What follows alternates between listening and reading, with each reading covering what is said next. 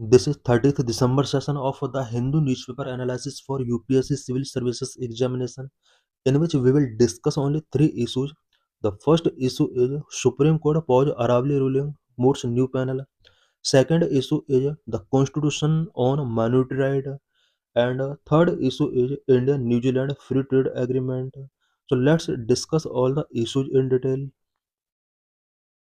In this session, we will discuss why Supreme Court stayed its 100-meter Aravali decision. Why a news? The Supreme Court taken back its November 20 judgment related to world's oldest surviving mountain range, the Aravalli Range. Recently, Supreme Court of India ने Aravalli range से related अपने 20 नवंबर के judgement को taken back किया है. In its judgment, Supreme Court established a new state definition for Aravalli Hills and banned new mining lease.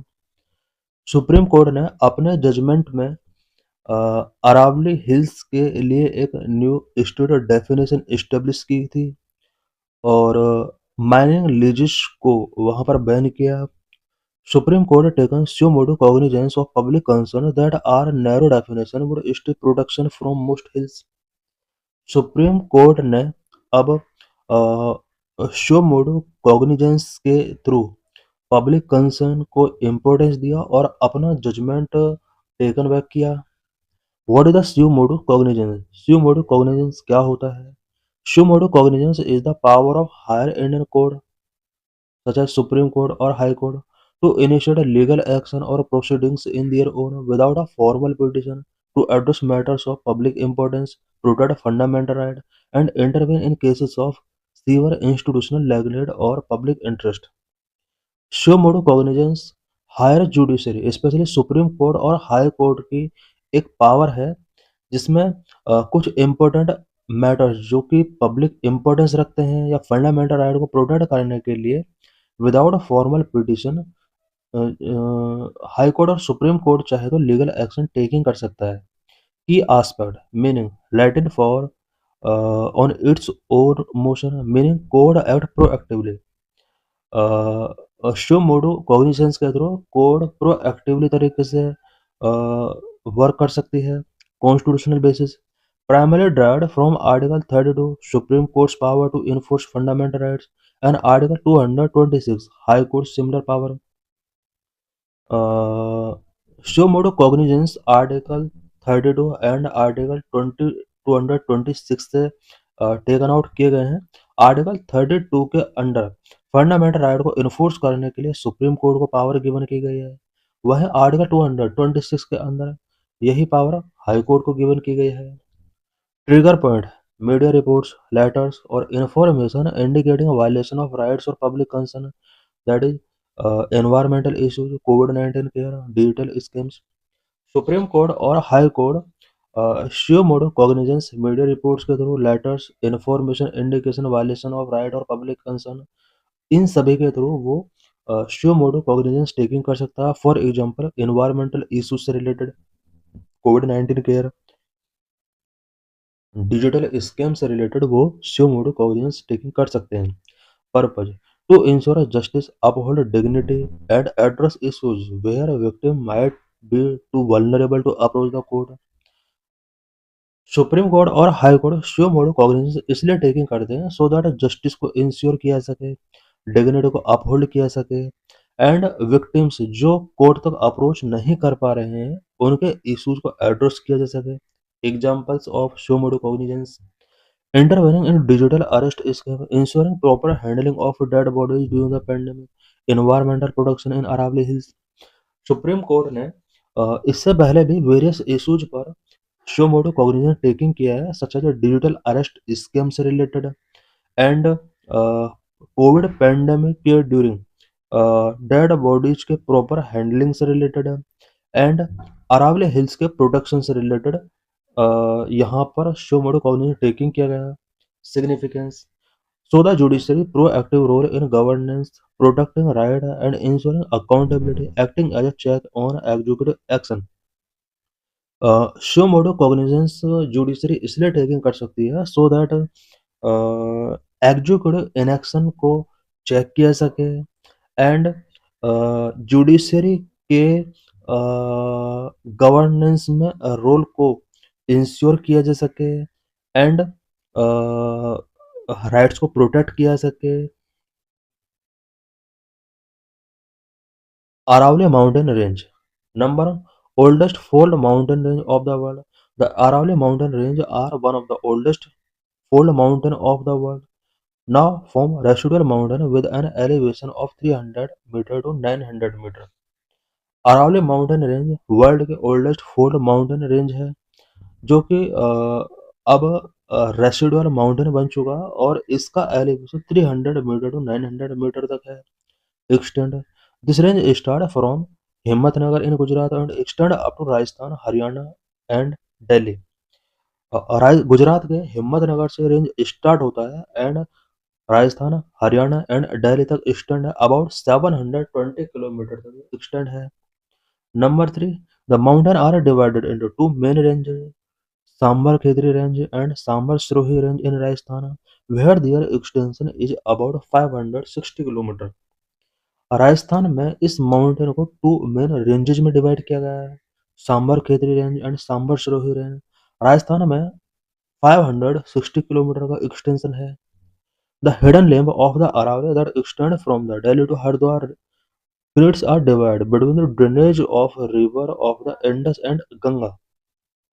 Aravalli range का एक hidden limb जो कि दिल्ली टू हरिद्वार एक्सटेंड है, ये इंडस एंड गंगा रिवर के ड्रेनेज के बिटवीन एक डिवाइड क्रिएट करता है। Rocks are formed primarily of folded crust when two convergent plates move towards each other by the process of orogenic movement। Aravalli mountain range के जो rocks हैं primarily folded crust mountain से formed हैं। The Aravalli is millions of years old when a pre-Indian subcontinent collided with the mainland Eurasian plate। Aravalli mountain range millions of years old है। Pre Indian subcontinent plate जब Eurasian plate से collide हुआ तब इसका formation हुआ। What is the Aravalli safari park project? Aravalli safari park project क्या है? Aravalli safari park project will be the world's largest such project in the world. Aravalli safari park project world का largest park project है। It is expanding 10,000 acre, 10,000 एकड़ में expand है। Area Gurugram and नू इन हरियाणा, हरियाणा के Gurugram and नू एरिया के अंदर ये प्रोजेक्ट प्रपोज किया गया है। Current status facing major legal and environmental hurdles. Present में ये project major legal and environmental hurdles face कर रहा है। Supreme court pausing its implementation due to petition from activist and former forest officers.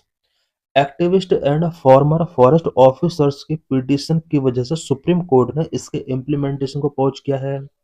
Reason of pausing violation of environmental law and potential damage to the eco-sensitive Aravalli Range, questioning its conservation benefit versus tourism focus।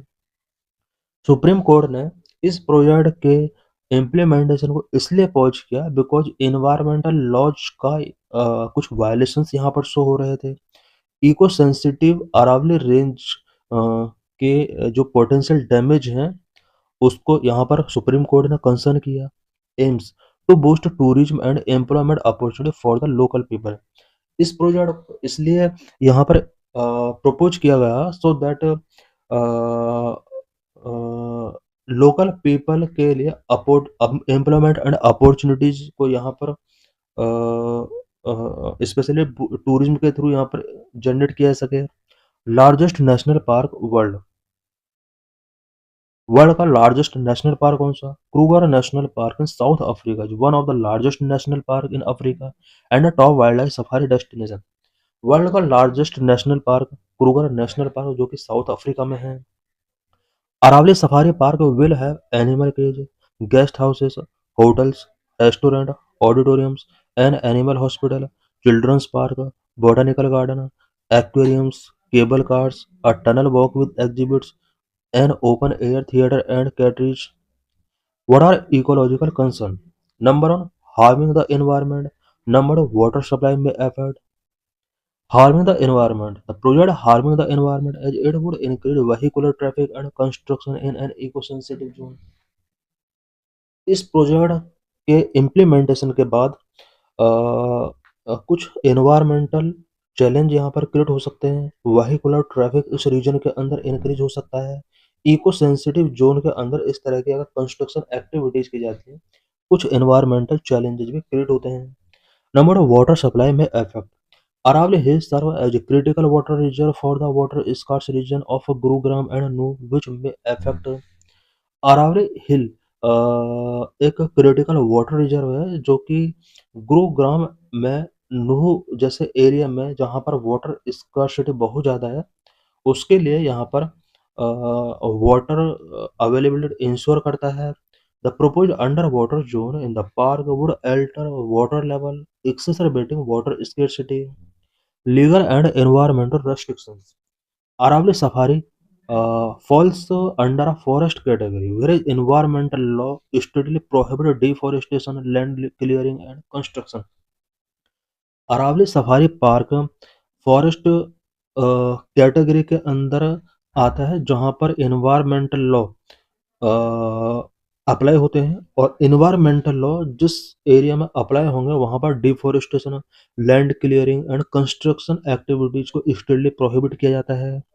Multiple supreme court and national green tribunal order under the forest conservation act 1980 restrict such activities. Multiple supreme court and national crime tribunal के जो order रहे हैं under forest conservation act 1980, इस तरह की activities को यहाँ पर रेस्ट्रिक्ट किया जाता है। Impact on Haryana forest cover and sustainability.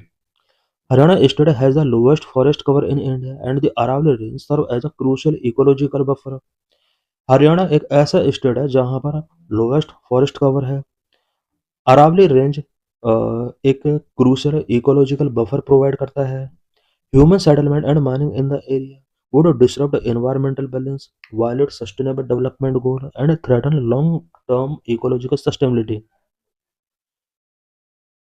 Aravalli range में ह्यूमन सेटलमेंट अगर इंक्रीज होगा, माइनिंग एक्टिविटीज इंक्रीज होंगे, इससे एनवायरमेंटल बैलेंस डिसरप्ट होगा, सस्टेनेबल डेवलपमेंट गोल का वायलेशन होगा, long term ecological sustainability threaten हो सकते हैं। What are eco sensitive zone? Eco sensitive zone क्या होते हैं? Under the environmental protection act 1986, land falling within 10 kilometer of the boundaries of the national park and wildlife sanctuary is declared eco fragile zone और eco sensitive zone. Environment protection act 1986 के according national park and wildlife sanctuaries के 10 kilometer boundaries के within का जो zone होता है उसको eco fragile zone और इको सेंसिटिव जोन के तौर पर डिक्लेयर किया गया है। Area beyond 10 kilometer can also be notified by the union government and ESZ if they hold a larger ecologically important sensitive corridor। 10 kilometre के बियॉन्ड एरिया अगर ecologically important sensitive zone है या सेंसिटिव कॉरिडोर है, central government चाहे तो उसको भी eco sensitive zone declare कर सकती है। In this session we will discuss India and New Zealand free trade agreement. The recent India-New Zealand Free Trade Agreement was concluded in December, under which New Zealand will levy zero duty on 100% of India's export and bring in $20 billion in foreign direct investment by 2030। Recently India और New Zealand के बीच free trade agreement sign हुआ है, जिसके under India से export किए जाने वाले items पर न्यूजीलैंड जीरो ड्यूटी इम्पोज करेगा। साथ ही 2030 तक $20 बिलियन का FDI न्यूजीलैंड इंडिया में फिक्स करेगा। According to the WTO, India has signed about 20 regional और फ्री ट्रेड एग्रीमेंट। WTO के अकॉर्डिंग इंडिया ने अबाउट 20 रीजनल और फ्री ट्रेड एग्रीमेंट साइन किए हुए हैं। Recently, FTA is signed with the UK and with the European Union Free Trade Association, which came into effect in October। Recently, India ने UK and EFTA European free trade association के साथ FTA sign किया हुआ है। Negotiations are underway with the US, the European Union, Canada, and Southern African custom unions। US, European union, Canada and southern African custom union के साथ FTA sign करने के लिए प्रोसेस अभी अंडरवे है। India's FTA are crucial for global integration. FTA aims for market access, investment, job creation, and removing barriers for goods and services. Global integration के लिए FTA India के लिए एक इम्पोर्टेंट रोल प्ले कर सकते हैं। Market access, investment, job creation and removing barriers for goods and services, इन सभी के लिए फ्री ट्रेड एग्रीमेंट इम्पोर्टेंट होते हैं। की रिसेंट एफटीएज, इंडिया ने रिसेंटली किन किन कंट्रीज के साथ एफटीए साइन किया है? India EFTA, EFTA means European free trade association. India ने यूरोपियन फ्री ट्रेड एसोसिएशन के साथ टीईपीए साइन किया है। TEPA means trade and economic partnership agreement, effective from October 2025। ये अक्टूबर 2025 से इफेक्टिव हो चुका है।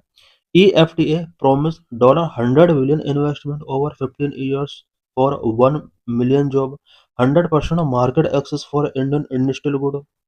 EFTA ने इंडिया में अबाउट $100 बिलियन का इन्वेस्टमेंट करने का प्लान किया है।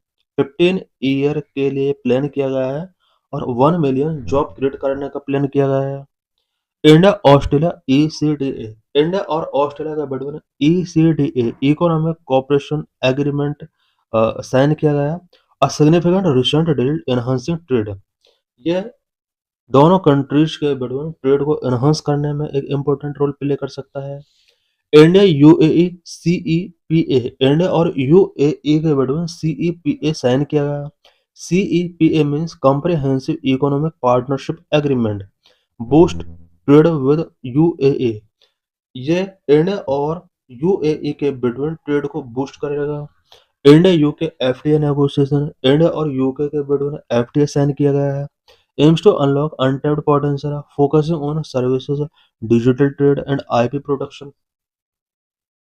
India active free trade agreement and economic impact, India के एक्टिव फ्री ट्रेड एग्रीमेंट किन किन कंट्रीज के साथ हैं और उनके इकोनॉमिक इम्पैक्ट क्या होंगे? की operational FTAs and agreement, regional bloc, कुछ रीजनल ब्लॉक के साथ इंडिया ने ट्रेड एग्रीमेंट साइन किए हैं, such as ASEAN, SAFTA. ASEAN के साथ गुड्स एंड सर्विसेज को लेकर यहाँ पर ट्रेड एग्रीमेंट किए हैं। SAFTA, South Asian free trade area, bilateral partner such as East Asia, Japan, Japan के साथ सीईपीए साइन किया हुआ है। साउथ कोरिया के साथ सीईपीए साइन किया हुआ है। साउथ ईस्ट एशिया, सिंगापुर के साथ सीईसीए साइन किया है। मलेशिया के साथ सीईसीए साइन किया हुआ है। Middle East such as UAE CEPA sign किया हुआ है। इंडियन ओशन में मॉरिशस के साथ सीईपीसीए साइन किया हुआ है। ओशन ऑस्ट्रेलिया के साथ ईसीटीए साइन किया हुआ है।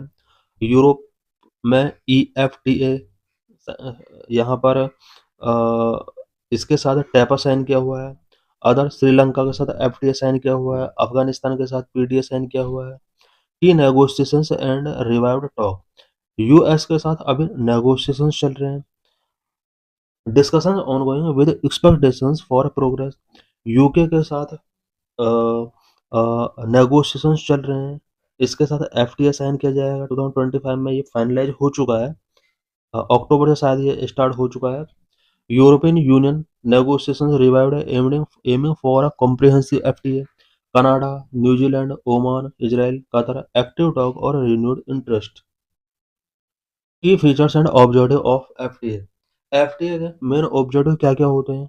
Number of market access, number of investment and job, number 3 service and IP, number 3 regulatory alignment, number 4 WTO exception. Number of market access, reduce tariffs, non-tariff barrier for Indian goods in partner market. Number of investment and job, attract FDI, generate employment. For example, India EFTA commitment. Number 3, service and IP, expand trade in services such as IT, banking, and strengthen intellectual property rights. Number 4, regulatory alignment, harmonize standard for smoother business operations. Example, India EFTA TAPA.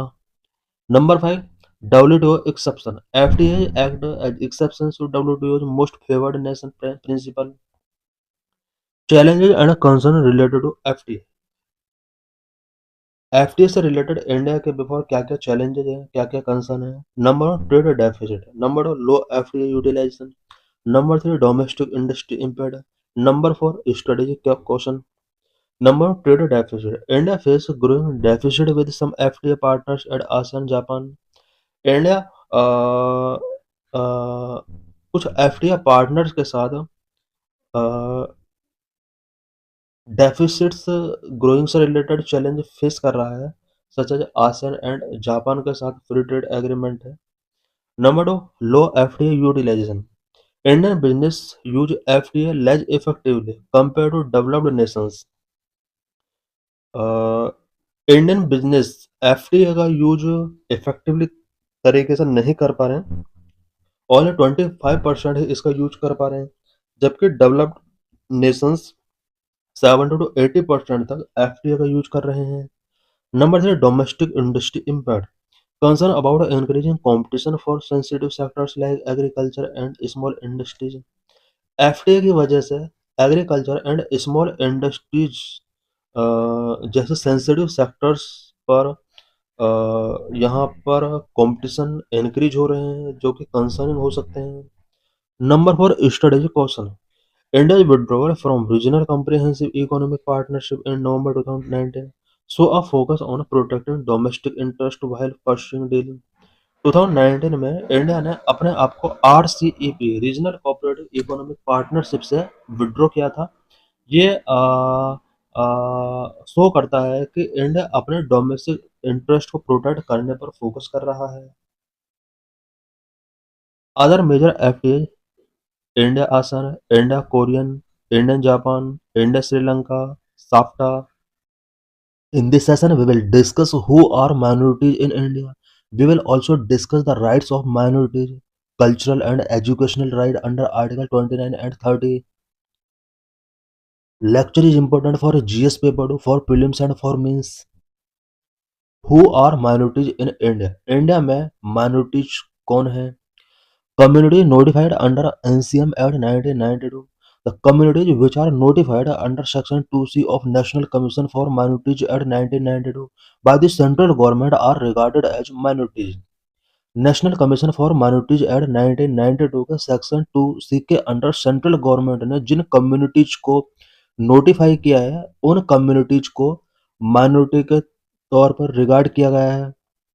Linguistic and religious minorities identified at the state level rather than at the national level as per Supreme Court. India में linguistic and religious minorities के base पर यहाँ categorise की गई हैं। Supreme court के एक judgement के according linguistic and religious minorities को स्टेट लेवल पर आइडेंटिफाई किया जाएगा, ना कि नेशनल लेवल पर। But Section 2C of the National Commission for Minorities Act 1992 gave the center unbridled power to inform minorities. Central government को कुछ कम्युनिटीज को यहाँ पर माइनॉरिटी इन्फॉर्म करने का अनब्रिडल्ड पावर एनसीएम एक्ट 1992 के सेक्शन 2C के अंडर गिवन की गई है। Minorities commission with enactment of the national Commission for minorities act 1992, the Minority Commission became a statutory body and was renamed as the National Commission for Minorities. NCM act 1992 के enactment के बाद India में एक minority commission statutory body के तौर पर establish किया गया, which is also known as National Commission for Minorities. In 1993, the first statutory national commission was set up and 5 religious communities, Muslim, Sikh, Christian, Buddhist, and Parsi were notified as minority commission. 1993 में जब first statutory national commission setup किया गया था, इसके under 5 religious communities को minority communities के तौर पर नोटिफाई किया गया था। मुस्लिम, Sikh, Christian, Buddhist, and Parsi. Jain were also notified as minority community in 2014. 2014 में जेन्स को माइनॉरिटी कम्युनिटी के तौर पर नोटिफाई किया गया। What are the constitutional provisions for minority? Minority के लिए कॉन्स्टिट्यूशनल प्रोविजंस क्या क्या किए गए हैं? Article 29, article 29 1 and 2, article 30, article 347, article 350 B, article 29 1, right to conserve culture. Any group of Indian citizens, not just minorities, residing in India with a unique language, script or culture has the fundamental right to preserve and protect it. Article 29 1 के अंदर culture को conserve करने का right given किया गया है। India में कोई भी सिटीजन का ग्रुप, चाहे वो माइनॉरिटी से बिलोंग करता है या फिर मेजोरिटी से बिलोंग करता है, जिसका कोई अपना यूनिक लैंग्वेज, स्क्रिप्ट और कल्चर है, उसको प्रोटेक्ट करने का, प्रिजर्व करने का राइट 29 आर्टिकल के अंदर गिवन किया गया है। Article 29 2, no discrimination in education, no citizen shall be denied entry into any educational institutions maintained by the state और receiving state aid solely on the ground of religion, race, caste और language. कोई भी educational institution जो कि state के द्वारा maintain किया जा रहा है या स्टेट एड के थ्रू मेंटेन किया जा रहा है, रिलीजन, रेस, कास्ट और लैंग्वेज के बेस पर उसके साथ कोई डिस्क्रिमिनेशन नहीं किया जाएगा। किसी भी सिटीजन के एंट्री को उस इंस्टीट्यूशन के अंदर डिनाई नहीं किया जाएगा। Article 29 grant protection to religious minorities as well as linguistic minorities. Article 29 के अंदर religious minorities and linguistic minorities दोनों के लिए यहाँ पर प्रोटेक्शन गिवन किए गए हैं। साथ ही साथ यहाँ पर मेजोरिटी को भी अपने कल्चर्स को प्रोटेक्ट करने का राइट गिवन किया गया है। Scope of this article is not necessarily restricted to minorities only. What section of citizen in the article include minorities as well as majority? Article 29 का स्कोप ओनली माइनॉरिटीज तक ही limit नहीं है, because इसमें section of citizen write down किया हुआ है। Minorities के साथ साथ इसमें मेजोरिटी को भी इंक्लूड किया गया है। Article 30, all minorities are given the right to establish and administer educational institution of their choice. Article 30 के अंदर ऑल माइनॉरिटीज को अपनी चॉइस के बेस पर एजुकेशनल इंस्टीट्यूशंस को एस्टेब्लिश करने का एंड एडमिनिस्टर करने का यहाँ पर राइट गिवन है। The protection under Article 30 is confined only to minorities, linguistic or religious, and does not extend to any section of citizens as under Article 29.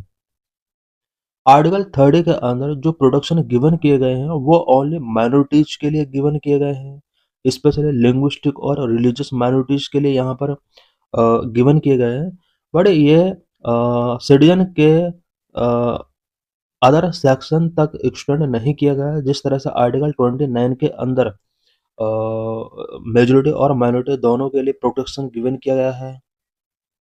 It means article 30 के according religious और linguistic minority के people अपने educational institutions यहाँ पर establish कर सकते हैं, administer कर सकते हैं। Article 347, special provision relating to the language spoken by section of the population of any state.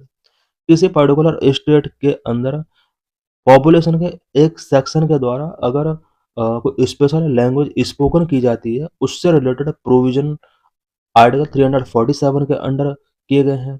Article 350 B, seventh constitutional amendment act 1956 inserted article 350 B which provide for a special officer for a linguistic minorities appointed by the President of India. Seventh constitutional amendment act 1956 के according article 350 insert किया गया, जो कि linguistic minorities के लिए एक special officer का provision करता है, जिसको प्रेसिडेंट ऑफ इंडिया के द्वारा अपॉइंट किया जाएगा। इट मीन्स यहाँ पर लिंग्विस्टिक माइनॉरिटीज के लिए स्पेशल ऑफिसर का प्रोविजन किया गया है। Special officer investigate all matter relating to safeguard provided for linguistic minority under the constitution. Constitution के अंडर लिंग्विस्टिक माइनॉरिटीज के लिए जो भी सेफगार्ड प्रोवाइड किए गए हैं, उनसे रिलेटेड मैटर को इन्वेस्टिगेट करने का वर्क स्पेशल ऑफिसर का होता है। Does the Indian constitution define the term minorities? क्या इंडियन कॉन्स्टिट्यूशन के अंदर माइनॉरिटीज टर्म को डिफाइन किया गया है? Indian constitution only mention the term minority but does not define. Minorities word को इंडियन कॉन्स्टिट्यूशन में उन्हें मेंशन किया गया है, इसको डिफाइन नहीं किया गया। However article 29 recognize two kinds of minority, religious and linguistic. Article 29 के अंडर टू काइंड के माइनॉरिटीज को यहाँ पर रिकॉग्नाइज किया गया है, religious and linguistic minorities. National Commission for Minorities (NCM) is an autonomous body established under the National Commission for Minorities at 1992। NCM एक autonomous body है जिसको National Commission for Minorities act 1992 के अंडर इस्टेब्लिश किया गया। What is the aim of National Commission for Minorities? Commission was set up for the enforcement and implementation of all the safeguard provided for the minorities in Constitution। Minorities के लिए constitution में जो भी safe guard provide किए गए हैं उन सभी सेफ गार्ड को इन्फोर्स करने के लिए, इम्प्लीमेंट करने के लिए कमीशन सेटअप किया गया। Functions: advising the state and central government on matter related to the welfare and development of minority communities in India. India में माइनॉरिटीज कम्युनिटी के वेलफेयर एंड डेवलपमेंट से रिलेटेड मैटर्स पर state and central government को advise करने के लिए National Commission for Minorities responsible होता है।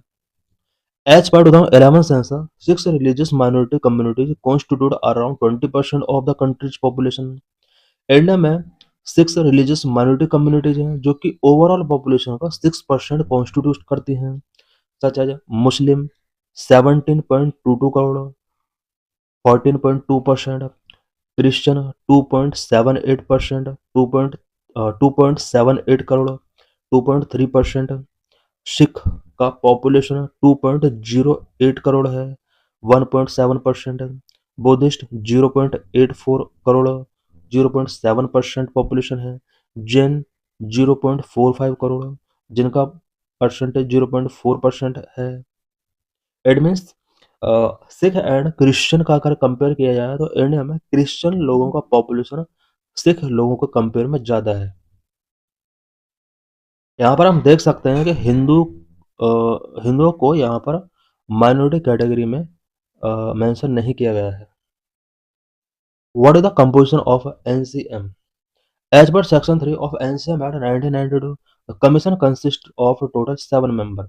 एनसीएम एट 1992 के अकॉर्डिंग कमीशन के अंदर 7 मेंबर होते हैं, 1 chairperson, 1 vice chairperson and 5 other member. Nomination of NCM member nominated by the central government from among persons of eminence, ability and integrity। Central government के द्वारा इन members का nomination किया जाता है। ये member eminence, ability and integrity इनके अंदर होना चाहिए। 5 members including the chairperson belong from minority communities. 7 member में से कोई भी 5 मेंबर माइनॉरिटी कम्युनिटीज से बिलोंग करना चाहिए। इसके अंडर चेयरपर्सन को भी इंक्लूड किया गया है। इट मीन्स चेयरपर्सन को इंक्लूड करके ओवरऑल 5 मेंबर माइनॉरिटी कम्युनिटी से बिलोंग करने चाहिए। Term of member 3 years। Removal process: central government में by order remove the chairperson और any other member from the office if the chairperson and other members become incapable और acting और refuse to act.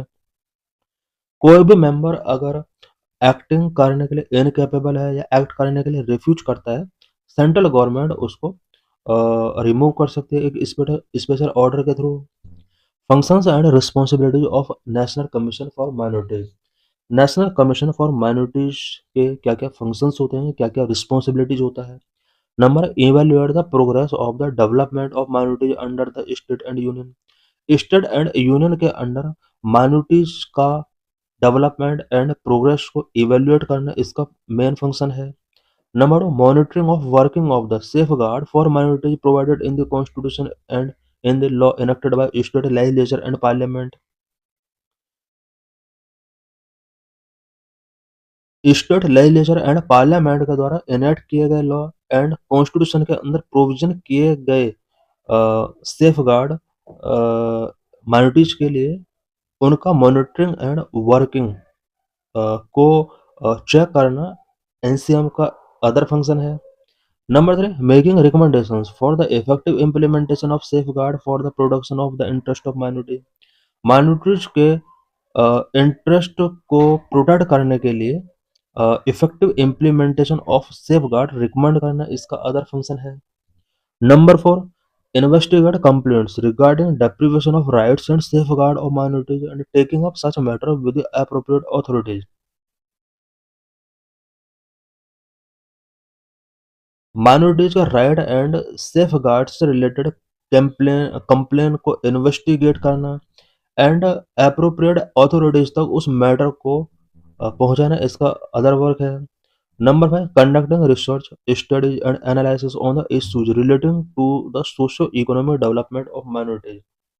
Minorities को socio economic development से related issues को study करना, research करना, analyze करना इसका अदर फंक्शन है। नंबर 6, मेकिंग पीरियोडिकल और special report to central government और any matter pertaining to the minorities. NCM का जो लास्ट फंक्शन है वो सेंट्रल गवर्नमेंट के लिए पीरियोडिकल और स्पेशल रिपोर्ट स्पेशली माइनॉरिटीज से रिलेटेड प्रिपेयर करना इसका अदर वर्क है। This is PYQ related to this article. तो थैंक्स।